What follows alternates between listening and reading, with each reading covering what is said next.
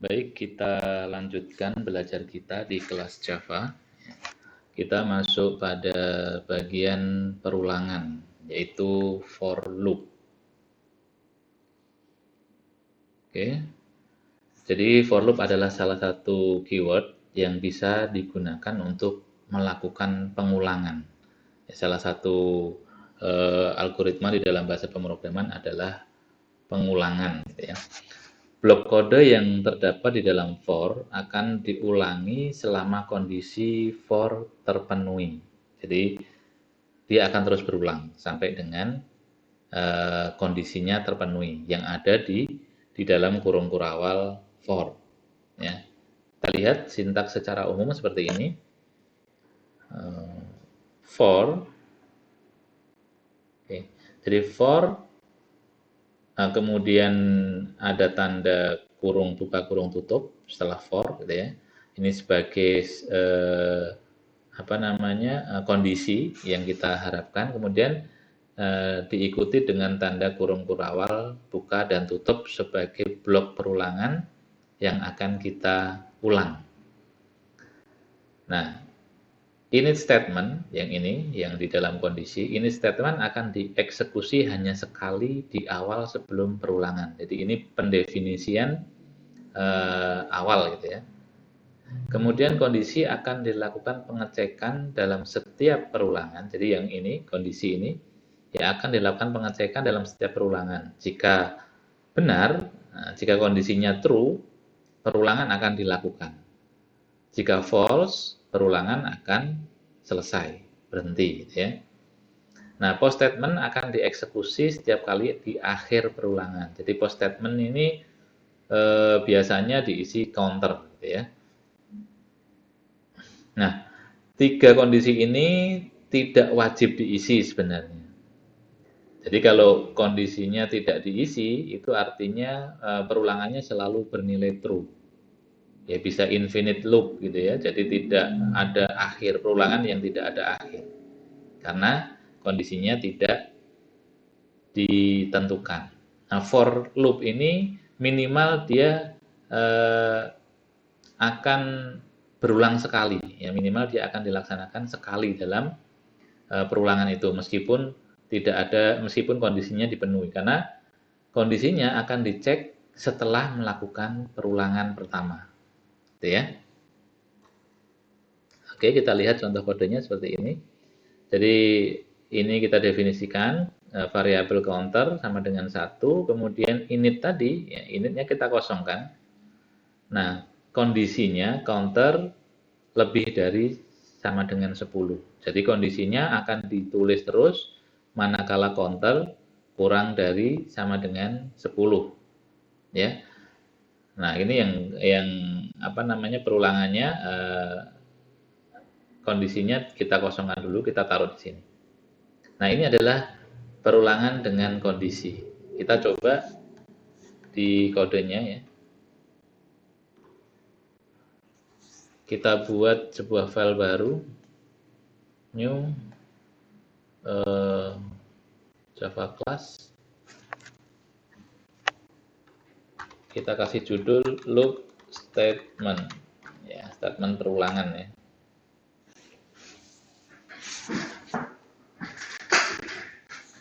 Oke, kita mulai.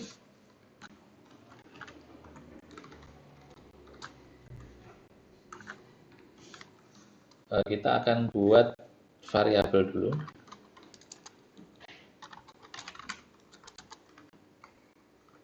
Penugasan ya, biasa variabel, nama variabel, kemudian initial value-nya. Kemudian kita buat for. Nah, di dalam for ini kita akan mengulangi bagaimana. Oke, kita contohkan yang pertama dulu. Yang pertama dikosongkan initial value, kayaknya di sini sudah ada counternya ya. Diawali inisialnya sama dengan 1. Kemudian kondisinya counter lebih kecil daripada sama dengan 10 gitu ya. Jadi kondisi ini akan dicek jika benar. Post statement-nya kita kosongin dulu ya, post statement-nya kita kosongkan dulu. Kemudian kita tulis Ya, kita tuliskan misalnya kita mau buat perulangannya gitu ya. Kita mau buat perulangan ke, nah ini sama kayak kemarin, counter, counter. Nah, sekarang kita coba dulu.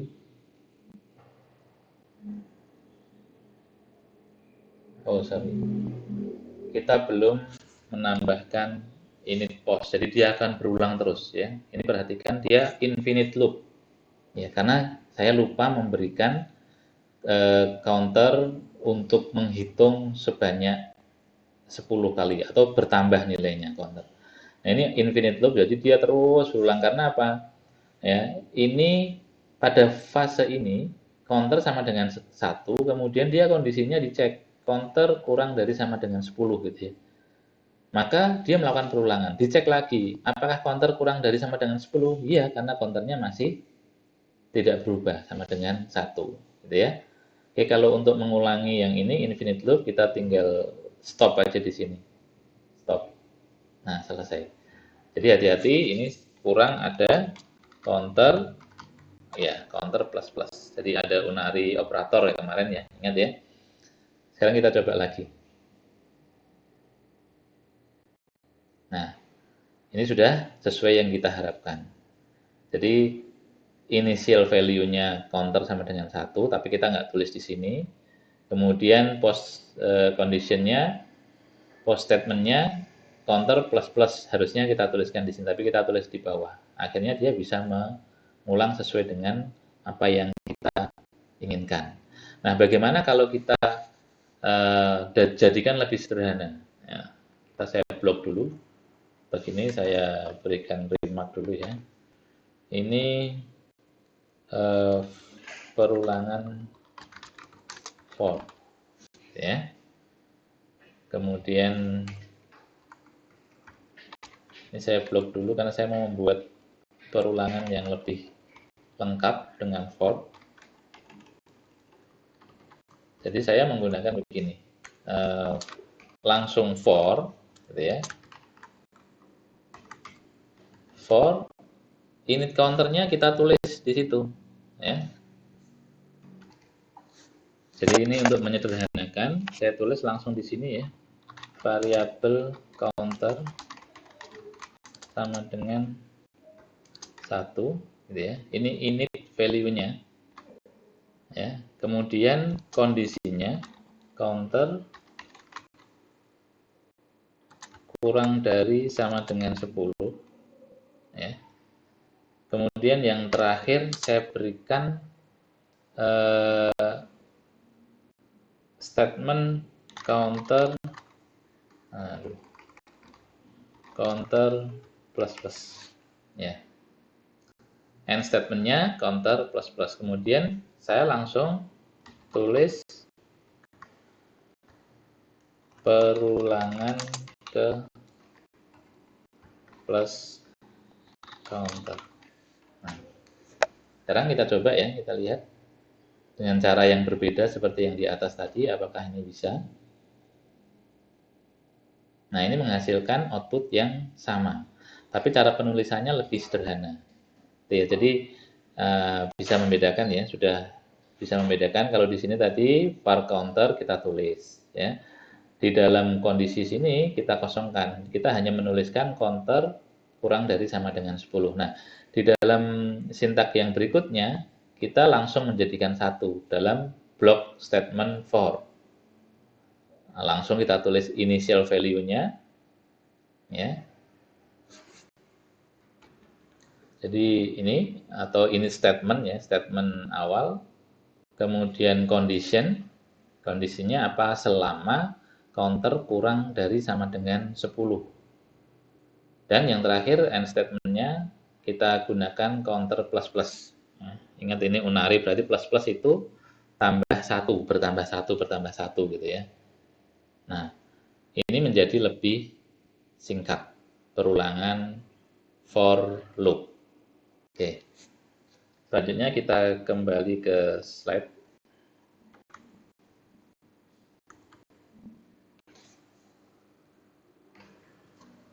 Nah, ini perulangan dengan init statement. Tadi sudah kita coba ya, perulangan dengan init statement, tapi tanpa end statement. Ya, jadi counternya masih tetap di luar. Ya, nah yang ini perulangan dengan post statement. Ini yang terakhir kita tadi buat, ya sudah dalam satu baris. Ya, jadi lebih singkat ya. Oke, ini tidak wajib ada, tetapi menjadi lebih singkat. Ya, oke. Sekarang kita lanjut ke perulangan berikutnya, yaitu while loop. Ya, while loop adalah versi perulangan yang lebih sederhana dibandingkan dengan for loop. Jadi penulisannya menjadi lebih sederhana. Ya, jadi di while loop hanya terdapat kondisi perulangan tanpa init statement dan post statement. Kalau tadi kan dalam for ada kurung buka, kurung tutup, yang di dalamnya ada init statement, kondisi, dan post statement. Tapi kalau while loop itu tanpa ada init statement dan post statement. Dia hanya ada kondisi saja. Jadi jika, ya, bahasa Indonesianya, while loop itu jika kondisi terpenuhi maka dia akan melakukan perulangan. Ya. Kalau for loop itu selama kondisi awalnya, kondisi awal tadi ya, I, ya, kemudian dia akan melakukan perulangan, kemudian dia akan melakukan pengecekan akhirnya. Nah, selama itu terpenuhi dia akan melakukan perulangan. Kalau while loop dia hanya kondisi saja yang menjadi persyaratannya. Kita lihat contoh kodenya. Nah, misalnya ini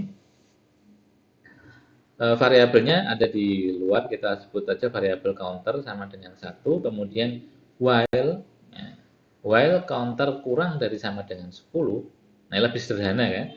Jadi selama counter kurang dari sama dengan 10, maka dia melakukan perintah yang ada di blok while. Ini. Ya. Jadi while counter kurang dari sama dengan 10, maka dia akan cetak. Nah, logikanya gimana nih, counter sampai dengan 1. Nah, apakah dia terpenuhi kondisinya? Nah, kalau terpenuhi, berarti dia akan melakukan ini. Ya, melakukan mengeksekusi blok program di bawah blok while. Jangan lupa ini ada counternya. Ya. Kalau tidak ada counternya, nanti akan infinite loop, ngulang terus gitu ya. Jadi bedanya apa dengan for loop? Kalau for itu tadi pengecekannya setelah melakukan perulangan. Jadi setidaknya dia melakukan pengulangan sekali. Nah, kalau while itu dia mengecek dulu. Ya, jadi dia melakukan pengecekan dulu. Bisa jadi while ini tidak melakukan perulangan kalau kondisinya tidak terpenuhi. Gitu ya. Ya. Sekarang kita coba contoh programnya. Kita buka ke programnya. Masih di sini, ya masih di apa namanya blok program ini. Kita cek variabel counter sama dengan 1. While, ya while-nya kita berikan statement selama apa? Selama counter kurang dari sama dengan 10. Ya. Terus kita mau ngapain? Kita mau cetak perulangan ke ya plus counter. Jangan lupa diberikan counter di bawahnya, counter plus plus. Jadi ini unari yang untuk menaikkan angka count. Nanti kalau nggak diberikan counter plus plus, dia tidak akan berhenti. Ya, dia akan mengulang terus seperti contoh yang pertama tadi. Nah, mungkin Anda bertanya, Pak, ini kok variabel counternya sama? Ya, variabel counternya sama tapi kok bisa? Padahal kemarin keterangannya variabel nggak boleh sama namanya. Ya, nah ini karena sebenarnya ini variabel di sini ini variabel lokal sifatnya. Ya, nanti kita akan bahas lebih lanjut tentang itu. Tapi ini variabel lokal dianggap berbeda dengan variabel ini. Nah, kalau ini saya tuliskan variabel lagi di atas, var counter sama dengan 1 gitu ya, misalnya. Nah, dia akan error. Ya, dia akan error. Yang sini error. Karena variabelnya sudah nih, variable counter is already defined in method main. Jadi di dalam kelas yang sama dia sudah ada variabel counter. Itu ya, tambahannya. Oleh karena itu kalau ini sama-sama counter tapi ini di dalam for ini. Jadi ini variabel apa namanya private-nya yang hanya dikenali di sini. Di luar dia tidak dikenal. Jadi ini programnya bisa berjalan. Coba sekarang kita. Nah, sama ya. Ini sampai sini yang 10, yang atas ini. Kemudian yang bawah perulangan sampai 10 yang ini. Oke. Itu untuk perulangan while. Ya. Kita kembali ke slide.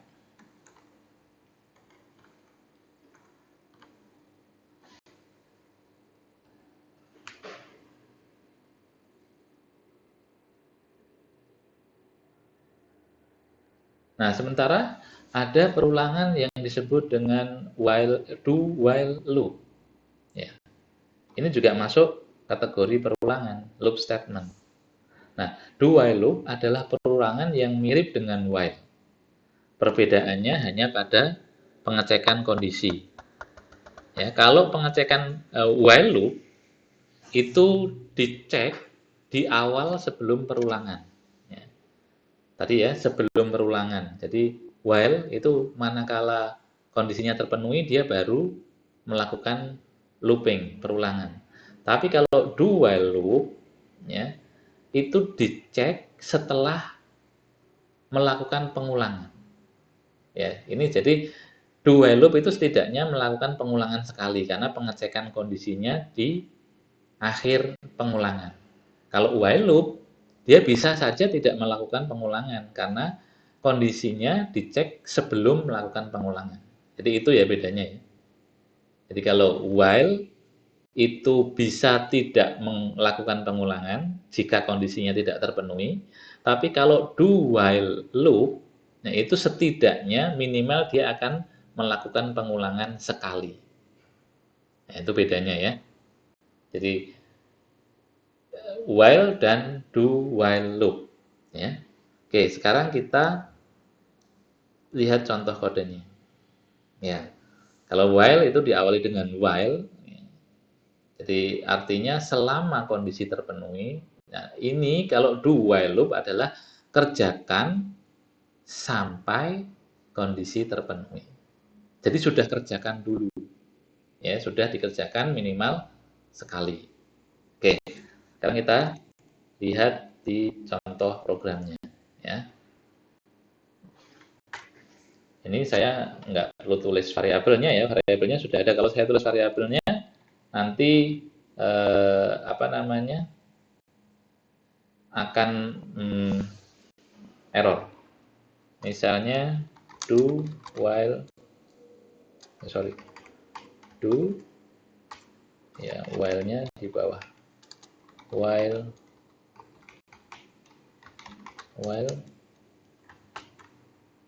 counter masih sama ya, lebih dari sama dengan 10 misalnya.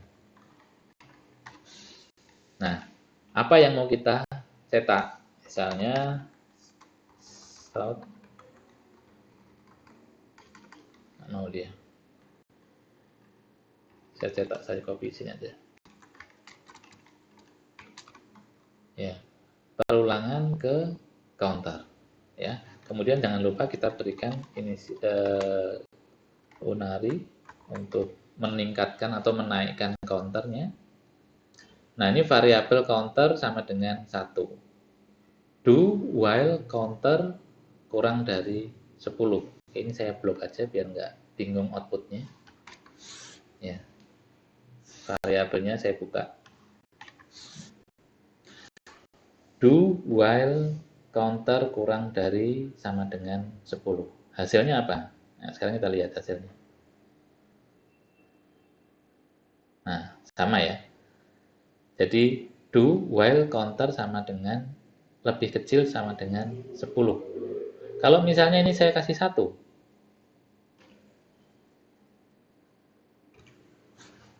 Ini misalnya saya kasih angka 1. Dia berapa kali mengulang? Ya, coba. Ya, dia mengulang sekali. Kalau misalnya ini variabelnya saya kasih 10.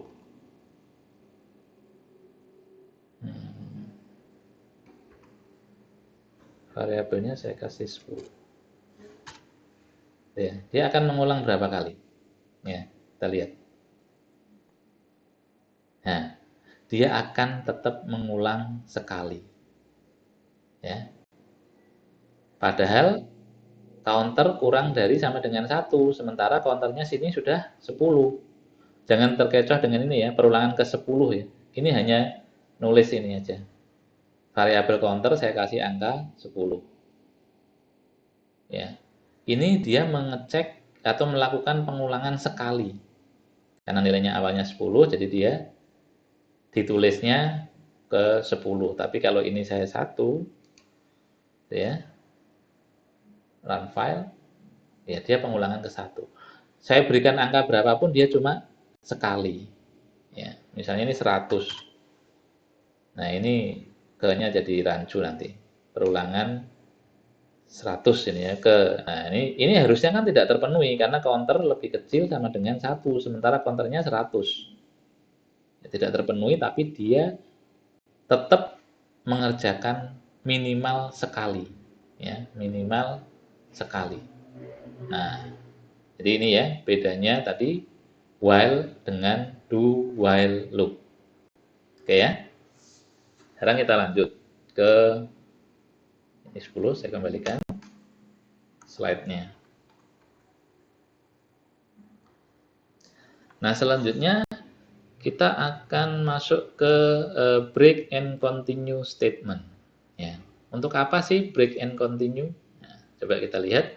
Jadi pada switch statement yang kemarin itu, ya, kita kan sudah mengenal ya kata kunci break, yaitu untuk menghentikan alur eksekusi pada case ya dalam switch statement. Jadi kalau sudah break berarti dia keluar dari switch statement gitu ya. Jadi tidak akan mengeksekusi bawahnya. Ingat di apa namanya pertemuan yang sebelumnya. Ya, break. Jadi case itu harus ada breaknya. Kalau if tidak perlu gitu kan. Kalau if setelah dia terpenuhi di satu kolom berarti yang lain tidak. Tapi kalau switch itu dia bergerak terus kecuali ada breaknya. Ya. Jadi break di sini juga bisa digunakan untuk menghentikan pengulangan. Ya, menghentikan seluruh pengulangan. Sementara continue digunakan untuk menghentikan perulangan yang terjadi saat itu, kemudian melanjutkan pengulangan selanjutnya. Apa bedanya? Oke, kita lihat. Kalau break, ingat ya, break itu menghentikan semuanya, berarti berhenti gitu ya. Berhenti total dalam perulangan itu. Nah, kalau continue itu pada continue itu dilewatkan. Ya. Jadi block statement yang kita berikan continue itu dia tidak dijalankan. Istilahnya begitu. Jadi kita sekarang coba lihat contoh kodenya. Nah ini. Kalau break, ya perhatikan kalau break, jadi dia ini kita counter sama dengan 1, masih sama topiknya, counter, counter, counter. Jika counter lebih dari 10, dia break. Ingat ya, kita menggunakan while. Ya, while true, jadi jika true, ya, jika benar kondisinya defaultnya true ya, ingat ya. Defaultnya true, jika true, maka dia akan mengeksekusi ini terus. Ya terus ya, sampai apa? Sampai counter ini ada break, sampai dia ada break di sini. Nah, kondisinya break apa? If counter lebih dari 10 dia break. Maka ketika break dia akan keluar dari perulangan while, berhenti istilahnya. Ya. Jadi meskipun ini belum ada ini end statementnya nggak ada kan, kalau while kan nggak ada end statementnya ya. Jadi ada kondisi di mana dia harus break. Nah, sekarang kalau continue bagaimana? Ya. Nah, kalau continue seperti ini. Oke, kita satu-satu dulu. Kita ke break dulu, kita lihat contoh kodenya. Ya, ini saya blok dulu. Biar nggak bingung ya.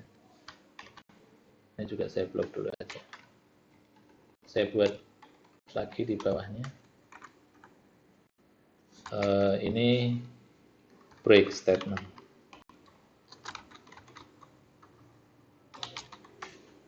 Nah, misalnya saya buat sebuah variabel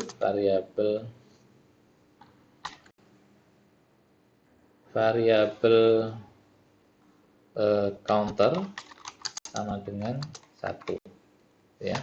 Kemudian while, ya, while kondisinya apa? Ya, while true, misalnya ya, while true. Kemudian kita akan mencetak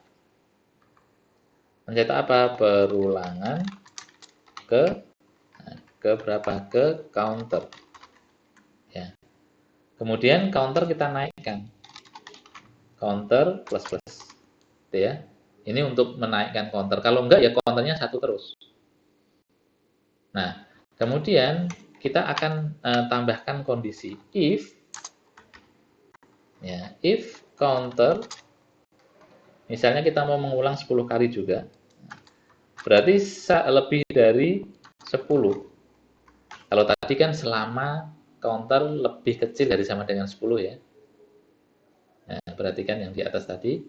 Nah, kalau ini jika kondisinya counternya lebih dari 10 berarti 11 gitu ya. Maka kita break.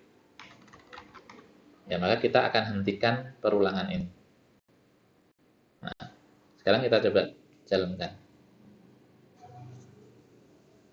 Nah, sudah sesuai ya. Jadi dia ngulang terus sampai kondisi ini terpenuhi, dia akan dicek kan, counter lebih dari 10 enggak, kalau enggak dia lanjut, gitu kan. Ini if biasa ya, jadi jangan lupa ini if yang pada pertemuan sebelumnya, if biasa. Nah, jika pada suatu ketika counternya ini kan plus-plus, misalnya ini posisi 10, di sini posisi 10, kemudian plus-plus menjadi berapa? Menjadi 11, gitu ya. Setelah selesai mencetak yang ke-10, dia counternya sudah berubah ke 11. Nah, apa jika 11 lebih dari 10 maka dia break. Ya, perhatikan algoritmanya ya. Nah, algoritmanya jadi counter 1 nih, counter 1 kemudian counter plus plus. Dicetak dulu perulangan ke 1. Terus counter ini berarti jadi berapa? 2 gitu kan. Pada perulangan ke 1 dia sudah menjadi 2. Dicek kondisinya ini. Counter lebih dari 10? Enggak. Kalau enggak berarti ini tidak dieksekusi. Lanjut, cetak counter kedua. Ya. Counter ini dicetak counter kedua. Terus kemudian counter plus plus. Counternya berapa? 3. Dan seterusnya pada saat counternya ini 10, ya. Sorry, ini pada saat counternya ini 10, maka di sini berubah menjadi berapa? 11, ya. Jadi jika counternya lebih dari 10 atau 11 ini kemudian kita break. Kemudian kita keluar dari pengulangan. Nah, bagaimana kalau continue? Nah, contohnya continue gimana? Nah, sekarang misalnya saya meminta untuk mencetak yang ganjil saja, gitu ya. Kalau ini tadi kan dicetak semua nih. Nah, sekarang misalnya saya ingin mencetak yang ganjil saja. Berarti yang dicetak berapa? 1, 3, 5, 7. Ya, 2 nggak dicetak. 4 nggak dicetak. Caranya bagaimana? Ya, kita gunakan continue tadi. Nah, sekarang coba for, ya, for kita isi for-nya misalnya kita ambil ya integer counter sama dengan 1, kemudian ini statement ya, counter lebih kecil daripada sama dengan 10, ya. Kemudian post statementnya counter plus plus, gitu ya. Oke.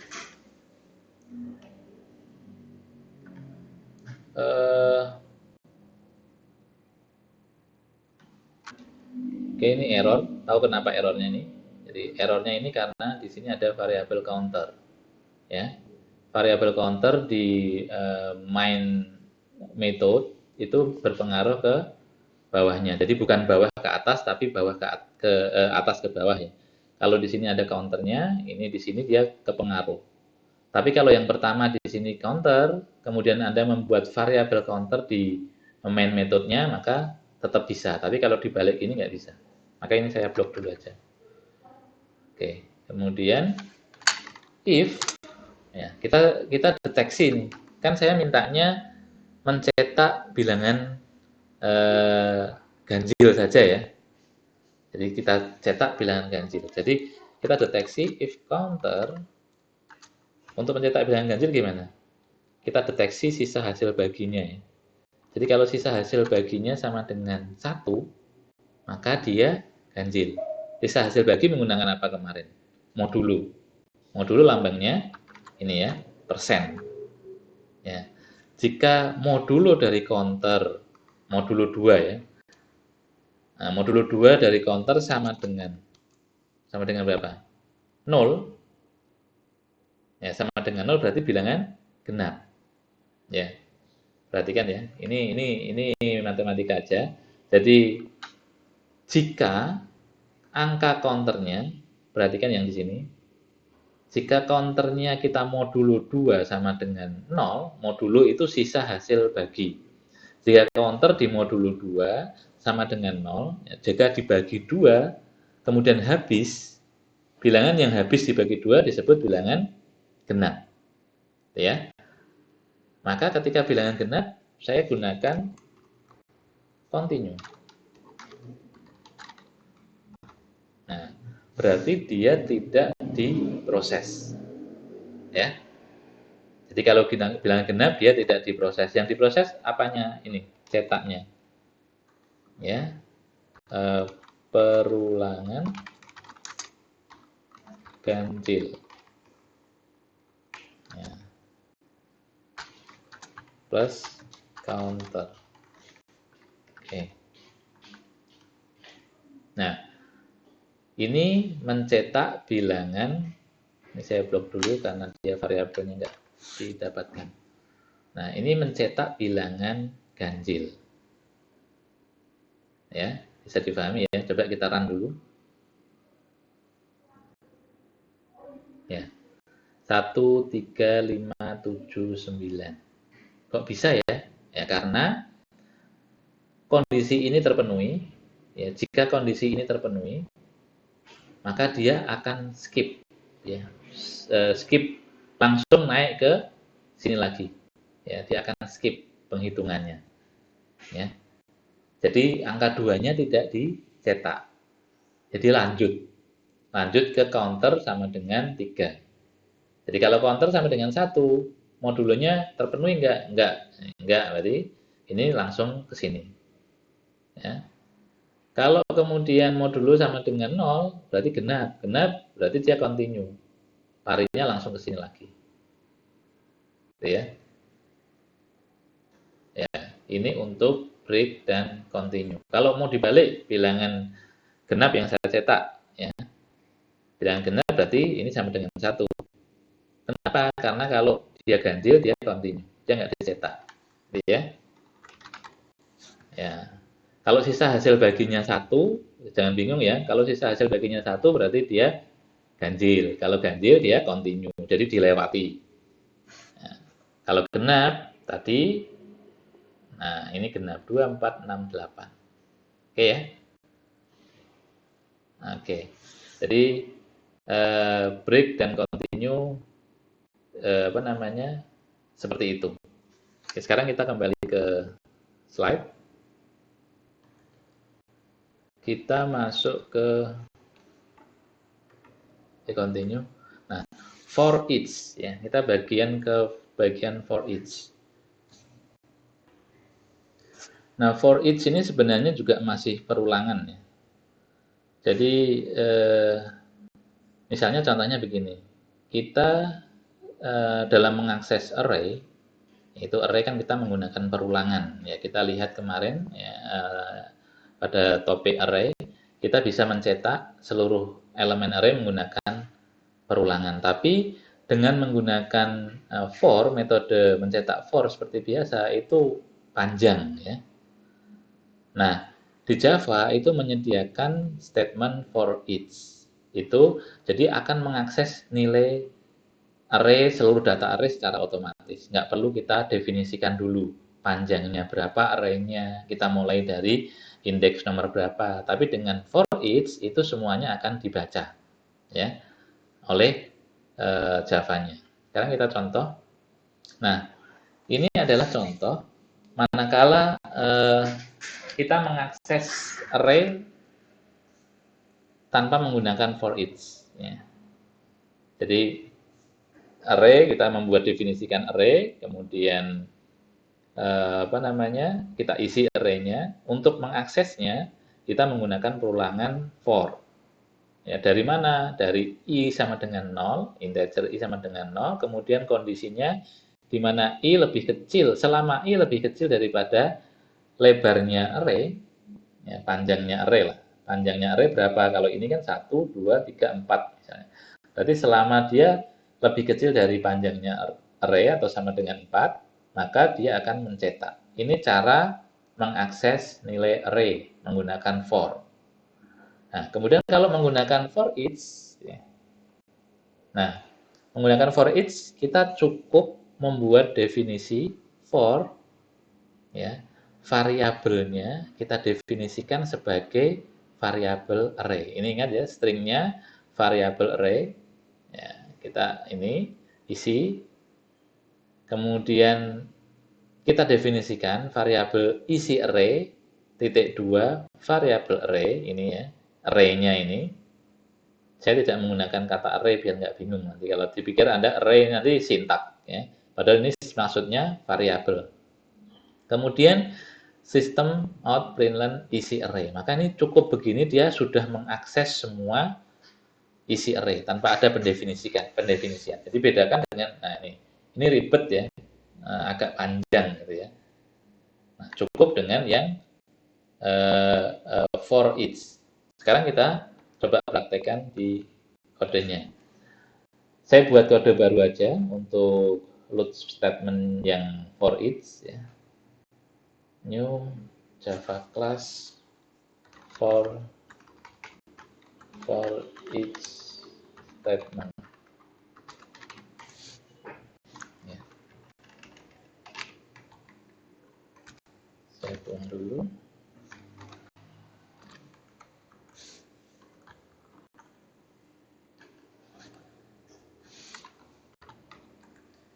Kemudian saya definisikan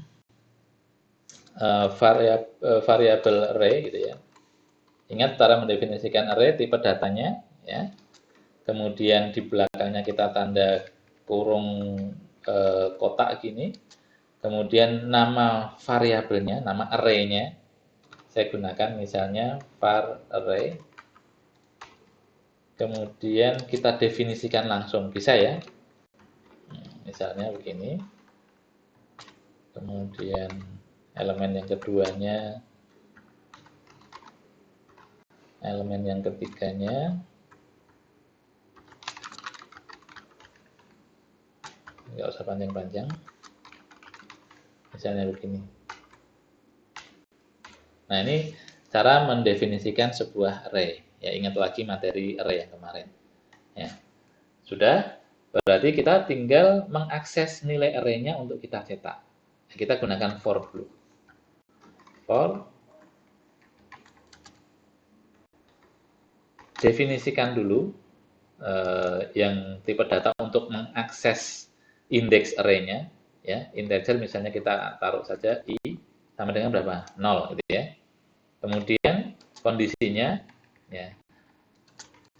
Saya sarankan lebih baik ditulis ya. Dengan ditulis Anda jangan melihat saja. Jadi dengan ditulis Anda sambil mengingat-ingat sintak-sintak yang kemarin gitu ya. I kondisinya harusnya lebih kecil dari berapa? Harus diisi berapa? Ya, karena array adalah tipe data objek, kita gunakan var array titik length. Ya, panjangnya array. Ya, inisialnya 0, kenapa 0? Kenapa nggak 1? Karena ingat indeks array dimulai dari angka 0. Kemudian sampai berapa? Sampai panjangnya array. Ya, panjangnya array bisa jadi kita definisikan ini kan cuma 4 kelihatan. Nah, seringkali kadang kita nulis panjang atau kita isi otomatis isinya array, kita nggak tahu harus menulis berapa. Maka kita gunakan ini length-nya array. Ya, karena array tipe datanya apa namanya, tipe data objek gitu ya. Length, kemudian posternya i++. Kenapa i++? Karena dia naik satu. Jadi indeks 0, indeks 1, indeks 2, counter ya. Kemudian kita cetak. Ya. Yang kita cetak apanya? Yang kita cetak array-nya. Var array ke i. Gitu ya. Nggak bingung ya? Oke, kita sekarang coba run. Ini untuk mengakses nilai array secara for, menggunakan for looping ya. Sudah ya, sama ya. Edi Widodo Universitas Semarang. Sama, kebaca semua. Nah, sekarang saya akan menggunakan for each. Ya. Caranya for, ya. Kemudian definisikan variabelnya. Variabelnya apa? Variabelnya ini isi array. Misalnya ini nama variabel bebas ya. Isi array kita definisikan sebagai var array. Ya, var array ini. Kemudian isi array ini saya ambil ini, dalamnya ini. Jadi ini kalau kita bahasakan secara manusiawi itu, kita mendefinisikan sebuah variabel isi array yang di dalamnya adalah elemen array. Ya, elemen dari var array. Gitu ya. Oke, kemudian kita cukup mencetak apa yang dicetak? Isi array. Sudah, gitu aja. Sekarang coba kita tes. Ya, sama ya. Nah, ini sama. Jadi lebih singkat. Tujuannya apa, Pak? Oh, ini sama, kenapa harus pakai for each? Oh, hasilnya sama. Dan saya lebih mudah menggunakan ini. Nggak apa-apa kalau memang lebih mudah menggunakan ini. Tapi ada kalanya array kita ini banyak sekali. Bisa jadi puluhan, ratusan, jutaan mungkin ya. Atau ribuan array. Nah, kalau kita harus mengulangi semua gini, ribet kan? Nah, maka kita cukup mendefinisikan begini, ya, ini lebih praktis. Jadi misalnya begini, ini contoh kasus ada misalnya ya, Anda mencari sebuah kata di dalam tumpukan array yang besar gitu ya. Nah, kita dengan mendefinisikan ini lebih mudah. Jadi misalnya ada perintah untuk bagaimana mendeteksi atau menemukan sebuah kata di dalam data array yang panjang. Ya, misalnya ini saya ingin mencari kata universitas. Ada nggak universitas? Kalau ada, saya mau cetak. Gitu ya. Jadi kita gunakan apa? If apa? If isi array sama dengan kalau membandingkan, ingat ya, sama dengan perbandingan adalah sama dengan jajar 2. Kita bandingkan apa? Katanya misalnya universitas. Ya. Jika isi array sama dengan universitas, maka kita cetak. Ini kita pindah ke sana. Jika tidak ada berarti tidak kita cetak. Misalnya seperti ini ya. Ini saya blok dulu aja. Biar nggak bingung.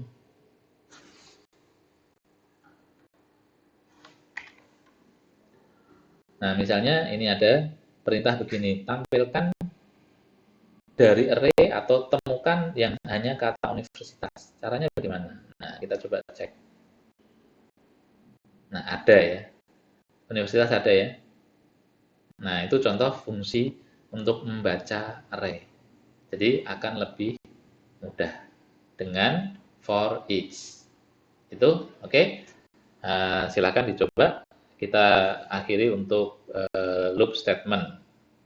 Kita akan bahas di statement yang lain. Terima kasih.